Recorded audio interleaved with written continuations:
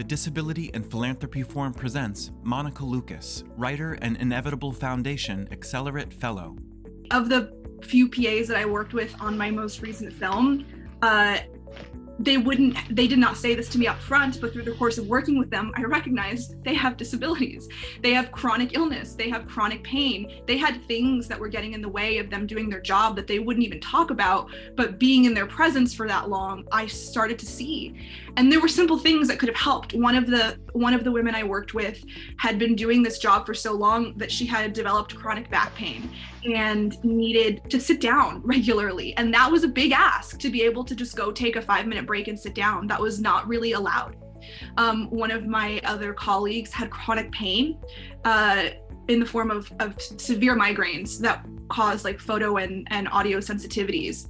When you're on a set with those big lights and all the noises and the walkie-talkies in your ear, that's very, very painful experience. And she needed to be able to go to like a dark room for 5 minutes and decompress and like relax and do her exercise, her stretches and exercises. And that was also, there was no room in the schedule for that. There was no room in the schedule to take a lunch break, to take a bathroom break. It was so intense.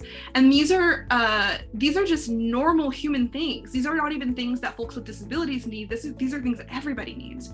So it was a really eye-opening experience to see how ignored these things are. So first of all, like I said, people who have severe enough physical disabilities are not even welcome on set.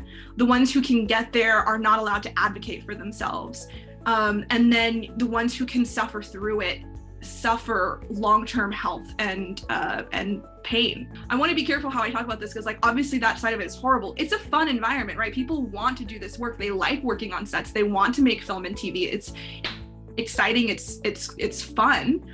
But the cost of that is your long-term health and your well-being. And I don't think that should be the trade-off.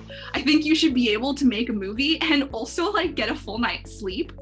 The way that we do this, I think, is like we genuinely just have to reimagine what it means to have a film set and what it means to be a crew member, and just come to accept that we're asking people to do things that are, frankly, in my opinion, inappropriate. We should not be asking people to sacrifice their sleep and their physical well-being to make a movie. I don't think a movie is important enough for people to like take years off of their life. So my perspective is, as someone who's worked in these spaces and genuinely loves doing this work, I want it to be better so that I could do more of it. Like I want to do this work, but I can't. And that to me is the real tragedy here. There are a lot of people like me who would love to do this and are just not able to physically or for other reasons. To continue your learning journey, visit disabilityphilanthropy.org.